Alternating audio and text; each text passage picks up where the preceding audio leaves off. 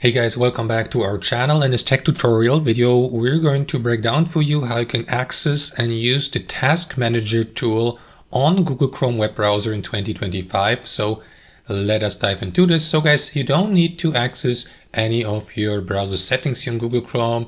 You can access the Task Manager really quickly through your home screen here on Google Chrome. All you need to do, guys, is right click into that area here where, for example, no tabs have been opened, because if you right click on your tab, you won't see that Task Manager feature. So you will need to click into that open area here, right click into it, and after that you will see the Task Manager feature here. Click into it, and that is going to redirect you to the Task Manager, and here you can navigate through tabs and extensions, for example, or the browser or all tasks. And you may also, for example, navigate through these tabs here, for instance, and for example, track their or check their CPU and memory usage and so on and so forth. So you may end the given task as well, like closing tabs by clicking the desk button.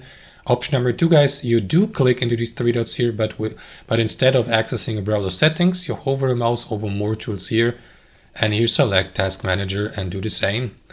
And that's basically it, guys. That's how it works. Hope you enjoyed this video, got some value from it, and we'll see you next time on our channel.